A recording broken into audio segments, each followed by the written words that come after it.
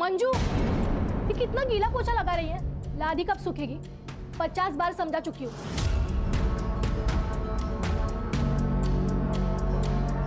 लेकिन तेरे दिमाग में ना कुछ घुसता ही नहीं है।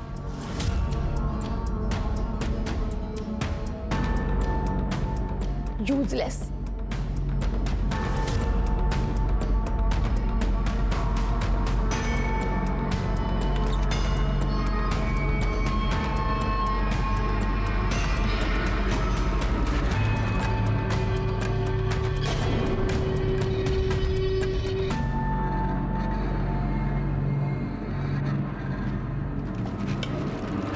क्या देख रही है? हर जगह पे नजर रहती है ना तेरी। जा काम कर।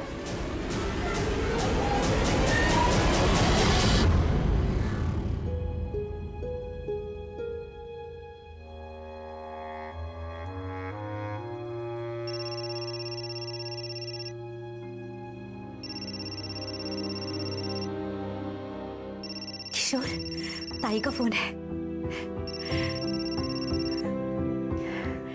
कैसी है बेटा? मैं ठीक हूँ आई।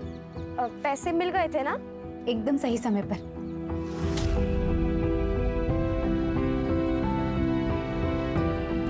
किशोर का सिलेंडर बस खत्म ही होने वाला था। क्या? तो किशोर ठीक है ना अभी? हाँ, तू अगर पैसे नहीं भेजती ना तो पता नहीं क्या होता। ओह हाँ आई। बेटा ये ले, किशोर से बात कर।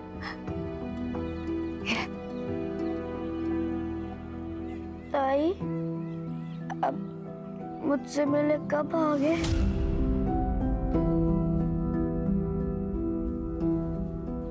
जल्दी आ जाऊंगी। तू ठीक हो जा, फिर मैं तुझे हवाई जहाज में ले चलूंगी। प्रॉमिस? प्रॉमिस। आई, मैं बाद में बात करती हूँ। हाँ, मुझे लेट हो रहा है।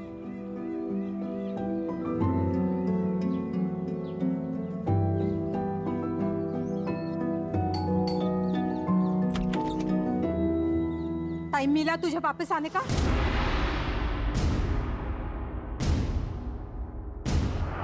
सॉरी भाभी, वो थोड़ा लेट हो गया। सॉरी भाभी, इतना लेट आई है, अभी घाई घाई में काम करेगी। नहीं भाभी, आप टेंशन मत लीजिए, मैं अच्छे से काम करूंगी। घाई घाई के चक्कर में ना कहीं गंदगी नहीं रह जाए। और हाँ, वो मीता के घर जाके आई या जाना बाकी है? नहीं भाभी, बाकी है। अभी तो मैं शिल्पा भाभी के घर से आ रही हूँ। सुन, तुझे ना पैसों की जरूरत थी, इसलिए वो शिल्पा के घर में काम करने बोला था। वो तेरा पार्ट टाइम है, ये फुल टाइम है। लेकिन तुझे मेरे घर के काम की और मीता के घर के काम की बिल्कुल चिंता नहीं है। बेटा ये घाई घाई में काम करती है।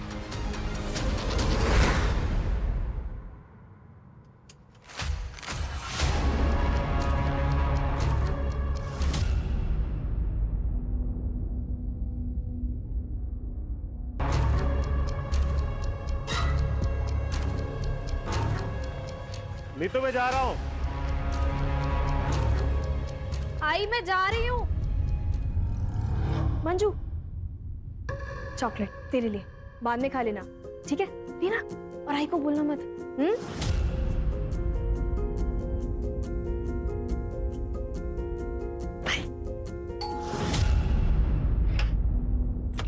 अरे मंजू, तू आ गई?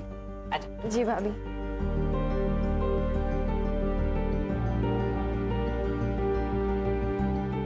और नाश्ता किया मंजू तूने? नहीं भाभी। भूखे पेट काम करेगी तो ताकत कहाँ से आएगी तुझे? चलो, मैंने पोहे बनाए, जल्दी जल्दी पोहे खा लो। अरे नहीं भाभी, रहने दीजिए, वैसे भी आज बहुत काम है। अरे खा लो। नहीं भाभी, मैं कह रही हूँ ना। चलो रख दो वो काम वहाँ पे।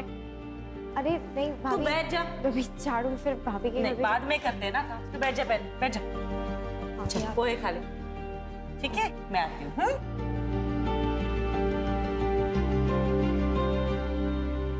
मम्मा, मेरी प्रोजेक्ट फाइल नहीं मिल रही है।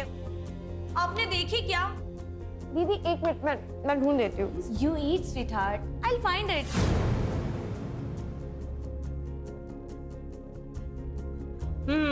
ये रही तुम्हारी प्रोजेक्ट फाइल। मैंने कल ही मंदिर में रखी थी। तुम्हें अच्छे मार्क्स आए ना, इसीलिए। मम्मा, आपका ही अंधविश्वास भी ना। आर्या, यस बेटा ready? Yes yes Come on, I will drop you to your college. Okay.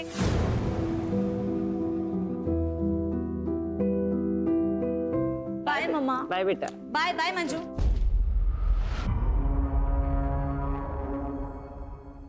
तू चिकन क्यों ले रही है?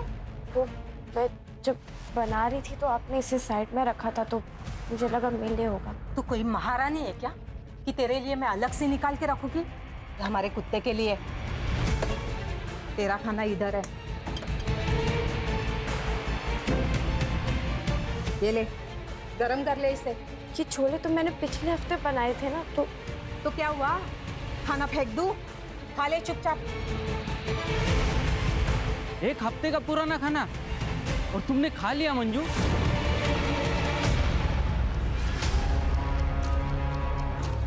तो क्या करती, भूख लगी थी तो खा लिया।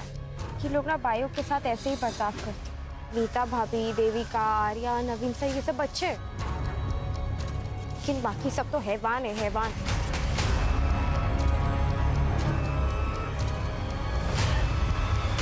मंजू क्या करे उधर? घर आके कुछ काम ही कर ले।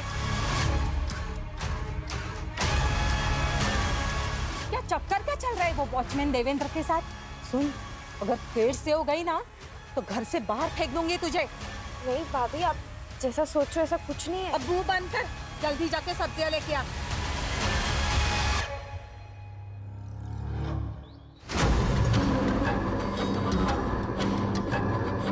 देखो दत्तू, तुम मेरा रास्ता छोड़ दो, ठीक है? ए, ज्यादा नाटक मत कर। अभी धाड़ियों में लेके जाऊंगा और अपनी मनमानी करूंगा, समझी क्या?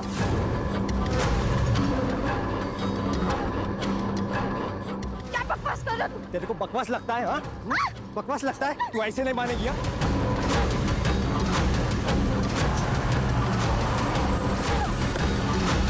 हाँ?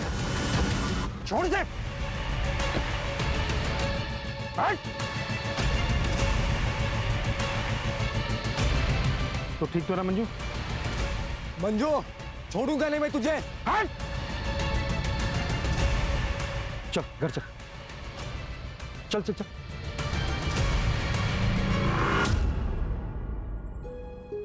मंजू, मंजू ऐसे मत रो, हिम्मत से काम लो।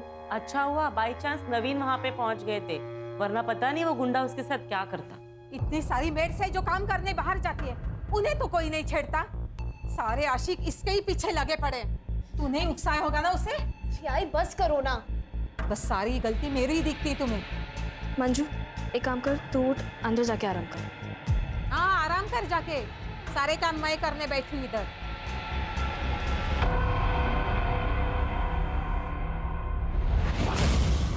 बेटा मेरी मजबूरी थी, नहीं तो तुझे काम पर कभी नहीं जाने देती। खुद मेहनत करके दोनों को पाल लेती, लेकिन किशोर को मेरी जरूरत है। और तेरे बाबा के बारे में तो जानती है ना, सारा पैसा दारू में उड़ा देते हैं। मुझे पूरा यकीन है एक दिन ये सारी मुसीबतें खत्म हो जाएंगी।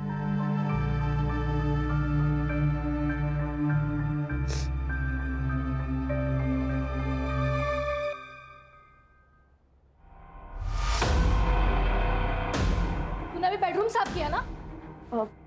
हाँ दीदी, मैंने अच्छे से साफ किया है। हाँ, और कबर्ड भी। तेरी नजर थी ना पैसों पे, पूरे 5,000 रुपए गायब हुए। कहाँ पे गए पैसे? नहीं दीदी, मुझे इस बारे में कुछ नहीं पता है। पैसे कहाँ पे? बता मुझे नहीं पता। दीदी आराम से पहले आप शांत हो जाइए। मैं क्या कह रहा हूँ, आप एक बार फिर से चेक कर लीजिए, क्योंकि मुझे नहीं लगता कि मंजू ने ऐसा कुछ किया होगा। नहीं सत्यम, मुझे पूरा यकीन है कि ये इसी का किया धरा है। नहीं दीदी, मुझे सच में नहीं पता। नहीं पता? तुम्हारी पर्स कहाँ पे? एक मिनट। भैया मैंने सच में नहीं लिए पैसे। अभी पता चल दीदी मैंने नहीं लिए। मैंने ये क्या है? सत्यम, पुलिस को फोन लगाओ। दीदी पुलिस नहीं, माफ कर दीजिए दीदी, मुझे पैसों की जरूरत, मैं चोर रही हूँ। ये सब नौटंकी ना मेरे सामने नहीं चलेगी, समझी? दीदी मैं क्या कह रहा हूँ, वैसे भी पहली बार गलती की है इसने, तो मैं सोच रहा हूँ कि इसे इस बार वार्निंग देकर छोड़ देते हैं। लेकिन ये पहली और आखिरी वार्निंग है। आइंदा से ऐसे कुछ किया ना तो सीधा जेल भेज दूंगी।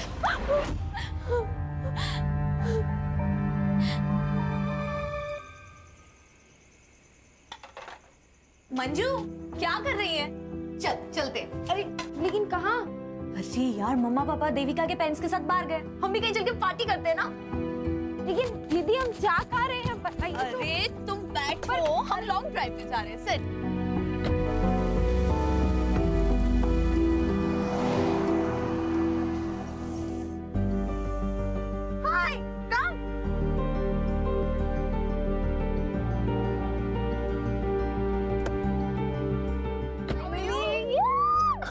कैसी है? I am good. अरे इसी भी लिए? हाँ यार, चलो फिर मजा आने वाला है। चले मंजू, चलो।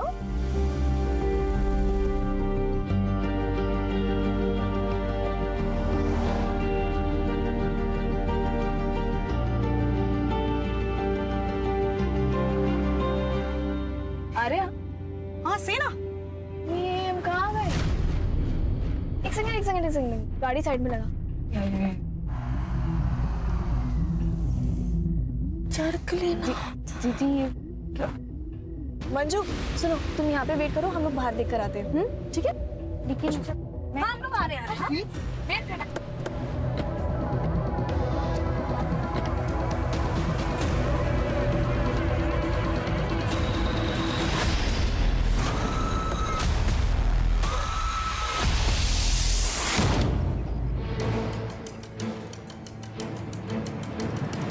अरे तू अब तक मीता के घर काम करने गई नहीं? मैं अब वहाँ काम नहीं करती भाभी। मैंने अब पास ही में दूसरा छुट्टा काम ले लिया है। हैं? ऐसा क्यों? वहाँ काम बहुत होता है ना भाभी, इसलिए।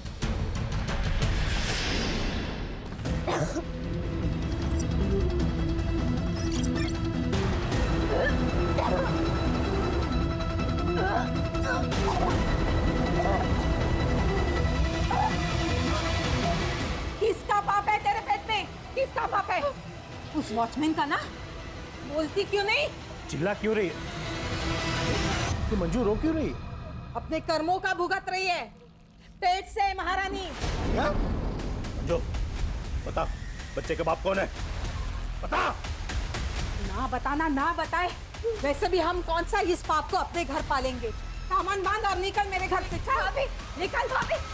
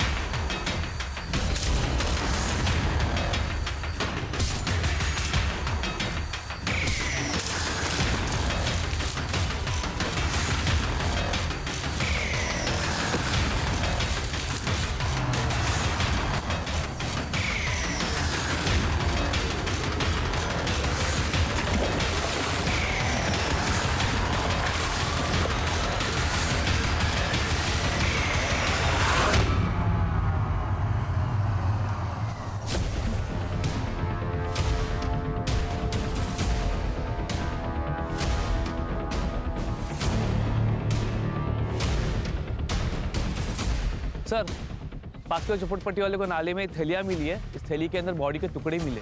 सर देखकर लगता है स्टैबिंग के बाद बॉडी के टुकड़े करके यहाँ पे डंप कर दिए। चेहरे की फोटो खींच के सारे महाराष्ट्र के पुलिस स्टेशन में सर्कुलेट कर दो और बॉडी को पोस्टमार्टम के लिए भेज दो। Okay sir. बॉडी आइडेंटिफाई हो गई है। मंजू काले नाम है, उम्र 17 साल। सर कुछ दिन सर चोर थी वो। पहली बार मैंने उसे रंगे हाथों पकड़ा था। 5,000 रुपए निकले थे उसके पर्स से, लेकिन तब मैंने उसे वार्निंग देके छोड़ दिया। लेकिन कुछ दिनों बाद फिर से मैंने उसे 3,000 रुपए के साथ रंगे हाथों पकड़ा।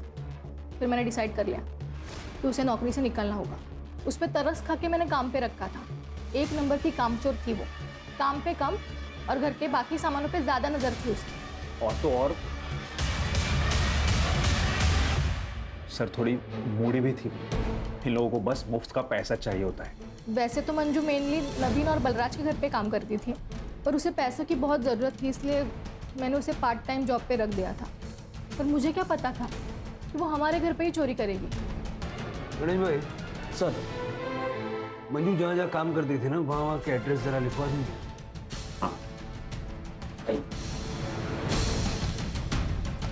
ये भाई बहन की डिटेल्ड बैक स्टोरी निकालो। सर मंजू की postmortem report. Sir postmortem report के हिसाब से मंजू की मौत 15 नवंबर की रात को 9 बजे से लेकर 12 बजे के बीच में हुई थी। और सर मौत का कारण है पेट में मल्टीपल स्टैबिंग। सर उसके बाद में उसके शरीर के टुकड़े किए गए, कुल्हाड़ी या किसी ऐसे चीज़ का इस्तेमाल किया गया है। और सर मर्डर के समय वो 6 वीक प्रेग्नेंट थी। मंजू के माँ बाप को बुला के उसकी पहचान करवाओ, और ये जहाँ जहाँ वो काम करती थी उसे जाके मिलते हैं। ठीक है सर, हमें नहीं पता पिछले 1 महीने में उसके साथ क्या चल रहा था। हाँ सर, हमारे यहाँ पे उसने काम करना बंद कर दिया था। और वो नीतू, उसके पास तो वो काम करती थी। नीतू हमारे यहीं पे बगल में रहती है सर। हमारे फैमिली फ्रेंड्स हैं वो। तो उसने आपके घर से काम क्यों छोड़ दिया? पता नहीं सर, हम तो उसके साथ बहुत अच्छे से व्यवहार करते थे। इनफैक्ट मैंने उससे कारण भी पूछा, पर उसने कुछ भी नहीं बताया। आपको पता था मंजू प्रेग्नेंट थी? नहीं सर, मुझे तो पता ही नहीं था। मुझे तो तब पता चला जब नीतू ने उसको काम से निकाला। प्रेग्नेंट थी वो, और बता भी नहीं रही थी कि बच्चा किसका है। हमारे घर में जवान बेटी है, उस पर क्या असर पड़ता, इसलिए मुझे उसे काम से निकालना पड़ा। मंजू ने आपको बताया था वो कहाँ जा रही है? अपने गांव अंबेगांव जाने वाली थी वो, अब 1 हफ्ते पहले, है ना? हाँ। आपको पता मंजू का रिलेशन किसके साथ था? मेरा मतलब है उसके बच्चे का बाप कौन होगा? मुझे पक्का यकीन है वो हमारा वॉचमैन ही है। देवेंद्र नाम था उसका। घंटों बातें करते रहते थे वो। एक दिन तो मैंने देखा था मंजू के गले में हाथ डाल के खड़ा था वो। मंजू, अंदर आजा, क्या करे उधर? हमारा शक तो तब गहरा हुआ जब मंजू के जाने के अगले दिन ही देवेंद्र ने भी काम पे आना बंद कर दिया। उसने सोसाइटी के सेक्रेटरी को बताया कि उसे कहीं और जॉब मिल गई है। मंजू की किसी के साथ कोई दुश्मनी, लड़ाई झगड़ा ऐसा कुछ था? नहीं सर, उसकी तो किसी से भी कोई बातचीत नहीं थी। वो तो अपने आप में ही रहती थी। ये वॉचमैन का क्या नाम बताया आपने? देवेंद्र यादव। उसका नंबर दे दीजिए। सर, देवेंद्र यादव ने बताया कि वो सातारा में जॉब करता है। उसने कहा कि कल वो थाने आ जाएगा।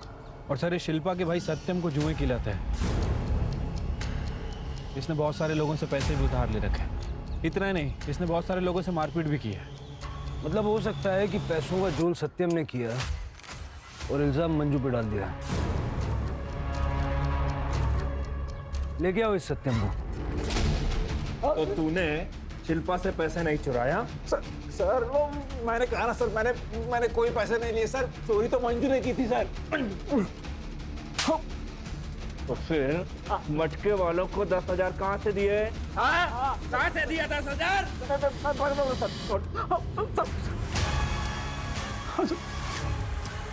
मैं दीदी के कबड़ से छोटी छोटी अमाउंट लिया करता था सर, ताकि दीदी कभी नोटिस ना कर पाए। एक दिन मंजू ने मुझे ऐसा करते हुए देख लिया सर।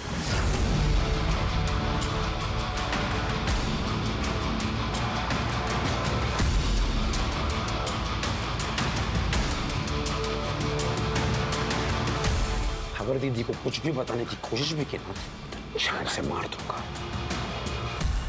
वो मटके वाले लोग मेरे पीछे पड़े थे सर कि मुझे उनके पैसे देने थे। इसलिए सर एक दिन मैंने सीधे 5,000 रुपये निकाल लिए, और फिर दीदी को शक हो गया ना, इसलिए मैंने वो पैसे फिर से मंजू की पर्स में रख दिए। और फिर दीदी को मंजू की पर्स से वो पैसे मिल गए सर। फिर भी मैंने दीदी से कहा था सर, मंजू को एक और मौका देने के लिए। बोला बनता है। इसका डीएनए सैंपल लो और शहर से बाहर जाना नहीं, अच्छे बच्चे की तरह घर में रहना। चल इसका सीडीआर और लोकेशन निकल लो। देखो 15 नवंबर की रात को। सर, मंजू के घर वाले आए, उन्होंने बॉडी आइडेंटिफाई कर ली। मंजू हमारी पहली और आखिरी उम्मीद थी साहब, तो वो भी चली गई। हमारी बच्ची कभी घर पहुंची ही नहीं। आपको पता है आपकी बेटी 6 वीक से प्रेग्नेंट थी? या उस बच्चे का बाप कौन था? क्योंकि नवीन और बलराज की फैमिली का कहना है कि मंजू को भी नहीं पता था कि उस बच्चे का बाप कौन था। झूठे है सबके सब। मंजू को मालूम था, तभी तो उसे सुनसान जगह ले जाकर तमंचा दिखाकर उसका बलात्कार करवाया गया। मेरी बच्ची की जिंदगी को बर्बाद कर दिया। आपको यकीन है कि ऐसा ही हुआ था? कैसी बात कर रहे हैं साहब? और आप खुद भी सोचिए ना साहब, कोई भी माँ बाप अपनी बच्ची के बारे में जानबूझकर ऐसी बात करेगा? साहब, हम दोनों वहां बात करने भी गए थे उनसे, जब मंजू ने हमें बताया। बहुत हो गया, झूठा इल्जाम मत लगाना हमारे ऊपर। और हमारी बच्ची झूठ क्यों बोलेगी? हम लोग का साथ देने के बजाय तुम लोग हमें झूठा बोलते हो। लेकिन हम ऐसा क्यों करेंगे? Rape on gun point? Manju झूठ मत बोल, टेल देम ट्रूथ। गलत सकते ये दोनों ने मेरे साथ गलत कर दिया। अरे किया होगा तभी तो बोल रही है ना।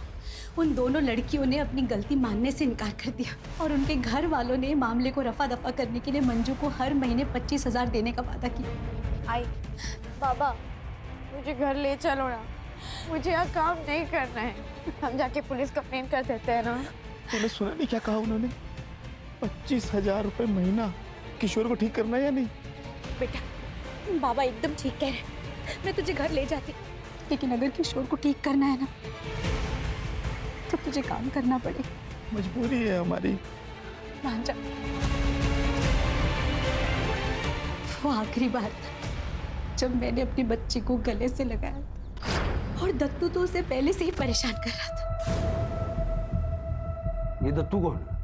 एक आवारा लड़का है साहब, उसी एरिया का, जो जब भी घर से बाहर निकलती थी उसे छेड़ता था। एक बार तो नवीन साहब ने भी बचाया।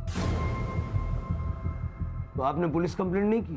मंजू करना चाहती थी साहब, लेकिन बदनामी के डर से मैंने उसे रोक दिया कि कहीं काम न चला जाए। जब पता नहीं मंजू चली गई, अब हमारा क्या होगा? मेरे को तो डर है साहब कि मेरा किशोर भी मेरे को छोड़ के चला जाएगा। बिलीव मी सर, मंजू बहुत हार्ड वर्किंग थी। उसके लिए बुरा लगता था, इसलिए मैं और देविका उसे घुमाने लेके गए थे ताकि उसे अच्छा लगे। फैक्ट सर, वो तो हमारे साथ एंजॉय भी बहुत कर रही थी। सर, उसके बाद देखा कि हम लोग रास्ता भटक गए, फिर हम किसी से रास्ता पूछने के लिए भी उतरे। सामने एक छोटा सा स्टॉल था, फिर खाने पीने के लिए हम लोग सामान लेकर आए। देखा मंजू बहुत रो रही है, और उसने कहा कि उसके साथ किसी लड़के ने ज़बरदस्ती करने की कोशिश की, और पता नहीं सर वो हमें ब्लेम करने लगी, और ये बोल के कि हमने गन पॉइंट पे रख के उसका रेप करवाया, जबकि सर उस वक्त हम वहाँ थे भी नहीं। एक्जैक्टली सर, और पूरे रास्ते हम उससे पूछते रहे कि कौन था, किसने किया, पर सर वो हमें ब्लेम किए जा रही थी। और तो और सर, घर जाने के बाद तो बहुत बड़ा बवाल हुआ। हमारे पेरेंट्स हमसे ही झगड़ने लगे और हम पे ब्लेम करने लगे। सर उस दिन बहुत गर्मा गर्म, इसलिए हम लोगों ने डिसाइड किया कि हम मंजू की सैलरी डबल कर दें, ताकि हमारे परिवार और हमारी बच्चियों को कोई प्रॉब्लम ना। सर तब जाके उसके पेरेंट्स माने। सर उनका तो पूरा प्लान था हमसे पैसे ऐंठने का। वो उनका बेटा पता नहीं बीमार है भी या नहीं, पूरा खानदान झूठा है सर। सर, आपको क्या लगता है, क्या सच है? देखो, इस वक्त कौन सच बोल रहा है, कौन झूठ बोल रहा है, ये बता पाना मुश्किल है। इस सारे परिवारों की छोटी से छोटी डिटेल निकालो। ये ठाकुर और विर्क फैमिली के बारे में कुछ बता सकती हो? हाँ मैडम, ये हर फंक्शन में तो ये लोग सबसे अच्छे से बात करते हैं। वो ना थोड़ी नकचड़ी है मैडम, पता नहीं कहाँ की महारानी समझती है अपने आप को। नवीन तो एकदम अच्छा आदमी है सर, क्या कम बोलता है लेकिन एकदम फ्रैंक और ओपन माइंडेड है सर। और वो बलराज, वो तो एकदम का लिच्चर है सर। एक बार तो मैंने उसे अपनी बेटे को तारते हुए देखा था, तब से मैंने अपनी बेटे को मना कर रखा है, उसके हमने सब बात न करें। मैम, मैं बस हाय हेलो करती हूँ आर्या और देविका से, उससे ज़्यादा मेरी कोई दोस्ती नहीं है, लेकिन वो दोनों हमेशा साथ रहती है। और मैंने सुना है कि वो दोनों साथ में पार्टी करती है और ड्रग्स भी लेती है। आ गए आप लोग। किशोर को मैंने खाना खिलाने की बहुत कोशिश की, जरा सा ही खाया उसने, आप खिला देना। ठीक है।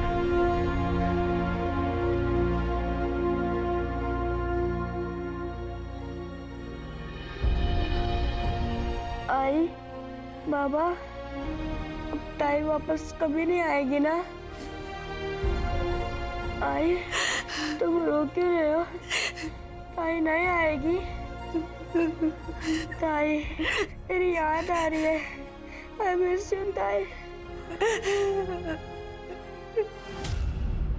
हो सकता है ये दोनों फैमिली झूठ बोल रहे हैं, इनको पता है कि मंजू का रेप किसने किया, या फिर ये दोनों लड़कियां झूठ बोल रही हैं और इनका परिवार इनकी मासूमियत पे भरोसा कर रहा है। सर ऐसा भी हो सकता है कि सावित्री और गंगू झूठ बोल रहे हैं। हो सकता है कि इन लोगों ने ब्लैकमेल करके अच्छा पैसा बनाने की सोची। या फिर मंजू उतनी सीधी थी ही नहीं, इसलिए ये दत्तू टाइप के लड़के उसके पीछे पड़े रहते हैं। बहुत कंफ्यूजिंग है सर। दत्तू मिला क्या? सर अभी तक नहीं। वो और उसकी बहन योगिता दोनों अंडरग्राउंड है। सर पता चला है कि योगिता से पहले वो विर्क और ठाकुर फैमिली में काम करती थी, लेकिन सर बीमारी के कारण वो काफ़ी छुट्टियाँ ले रही थी, इसलिए उन्होंने योगिता को हटा के मंजू को परमानेंट काम पे रख लिया था। मतलब योगिता के पास भी मंजू से बदला लेने का मोटिव था। ये भाई बहन को जल्द से जल्द ढूंढो। सर, वॉचमैन यादव आ गया। ऐसा कुछ भी नहीं था साहब, आप भी उन लोगों की तरह गलत समझ रहे हो सर। वो मेरी बहन जैसी थी। बहन, मुंह बोली बहन, ये सब बहाने बहुत फालतू लगते हैं। बात समझ में आ रही है? सर कसम खा के कहता हूँ साहब, उसको मैं बहन मानता था। उसके जाते ही तूने जॉब क्यों छोड़ी? सातारा में अच्छी जॉब मिल गई थी और पेमेंट भी अच्छी थी, इसलिए मैंने वो जॉब छोड़ दी। और साहब ये तो इत्तेफाक था कि मंजू ने और मैंने साथ में जॉब छोड़ी। साहब जाते वक्त मंजू ने मुझे बाय भी नहीं किया। मंजू का मर्डर हो गया है और तुझे बाय की पड़ी है, हाँ? नीतू विर्क ने बताया कि मंजू की प्रेगनेंसी का जिम्मेदार तू है। क्या? अब ये मत बोलना कि तुझे पता नहीं था मंजू प्रेग्नेंट थी। नहीं साहब, मुझे पता था। नीतू मैम ने मुझसे बात की थी जब उनको पता चला कि मंजू प्रेग्नेंट थी। सच बता यादव, तूने ही मंजू को प्रेग्नेंट किया है ना? नहीं मैम साहब, वो मेरी बहन जैसी है, पर मुझे पता है वो किसकी वजह से प्रेग्नेंट है। किसकी वजह से? नवीन साहब। मैडम 1 महीने पहले नवीन साहब ने उसके साथ रेप किया था और इसी वजह से मंजू ने उनके घर का काम छोड़ दिया था। ये बात मुझे खुद मंजू ने बताई थी। भाई यादव, मानना पड़ेगा, कहानियाँ बहुत अच्छी सुनाता है, लेकिन पुलिस के आगे कहानी सुनाने पे तालियां नहीं तमाचे मिलते हैं। कसम खा के कहता हूँ साहब, मुझे ये बात मंजू ने बताई थी। मुझे मंजू पे पूरा भरोसा था। वो बहुत खुददार और प्यारी लड़की थी साहब। वो अपने परिवार के लिए दिन रात काम करती थी। उसको अच्छी जिंदगी मिलनी चाहिए थी साहब। उसके खुली को मत छोड़ना। याचा DNA सॅम्पल घेऊन मग याला पाठवा जा। तो यादव सच बोल रहा है ना, या झूठ? देवेंद्र ने मुझे बताया था कि नवीन ने मंजू का रेप किया था। मैंने ये बात मीता को भी बताई थी और बाद में मेरे हस्बैंड ने भी मुझे कंफर्म किया था।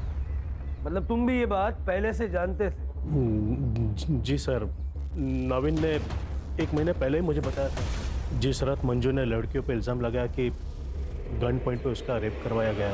क्या? तूने मंजू का रेप किया? हाँ यार, कल रात को मैं लेट घर पहुंचा था और मैंने थोड़ी सी ड्रिंक भी कर रखी थी।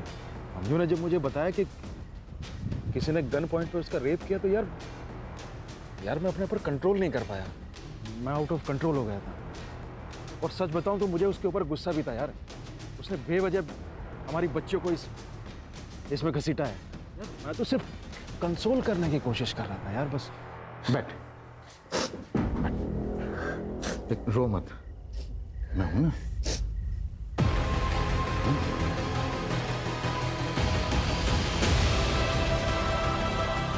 सर ये क्या कर रहे हैं आप? क्या? प्लीज सर, प्लीज मत करिए मुझे। चिल्लाई तो नौकरी से निकाल दूंगा।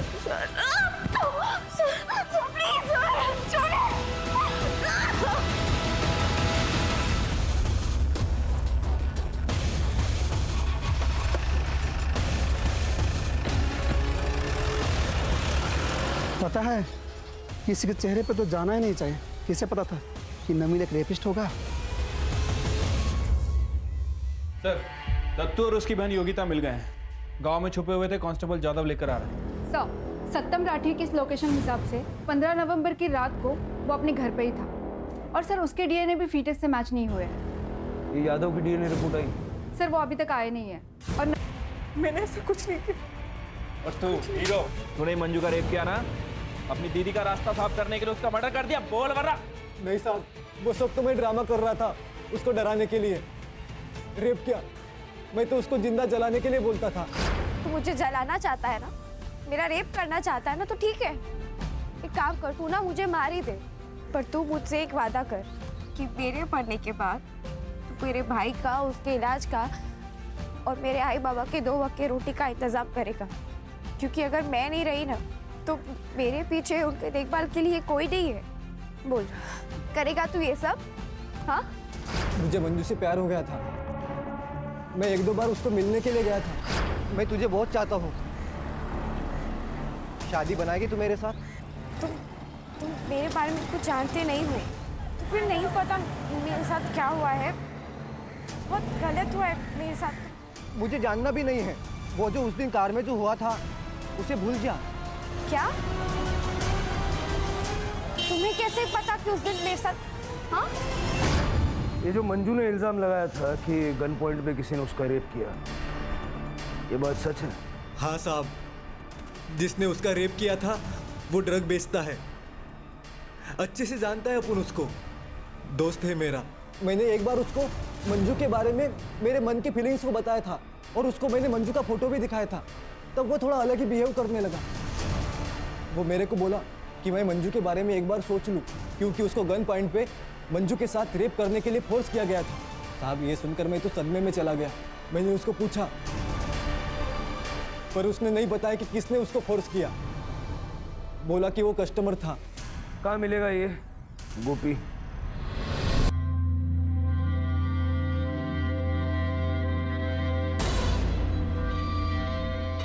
शादी को देना, ठीक है? चला, और माल किधर गया? क्या रे गोपी, चल तेरे से कुछ बात करने का है। कौन है रे तू, और क्या बात करना है तेरे को? वो गन पॉइंट वाला मर्डर केस है ना, उसके बारे में। साहब, आर्या और देविका सिर्फ लेस्बियन नहीं बल्कि एक नंबर की नशेड़ी भी थी। बहुत एडजस्ट किया उन दोनों के वास्ते। अमाउंट बहुत ज़्यादा हो गया था। मैंने बोला पहले का अमाउंट क्लियर करो, फिर माल मिलेगा।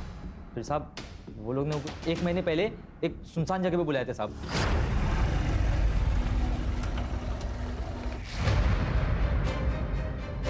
कहाँ है मेरे पैसे? गाड़ी में।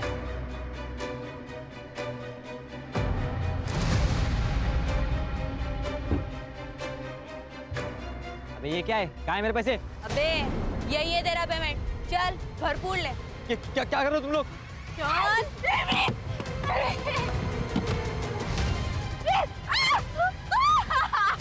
अबे चल मजे कर। नहीं प्लीज दीदी, दीदी आने दो, प्लीज आने दो। फिर साहब वो दोनों मिलकर मुझे ब्लैकमेल करना चालू कर दिए। बोली कि अगर फ्री में ड्रग नहीं देगा तो तेरी ये वीडियो वायरल कर देंगे।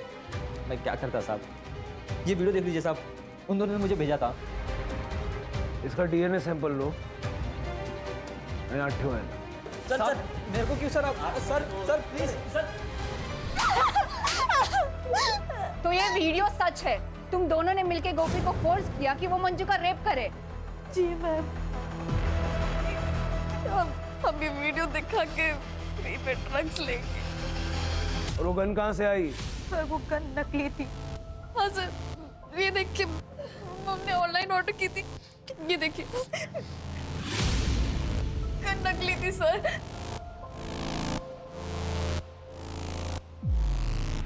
और इसके बारे में क्या कहना है?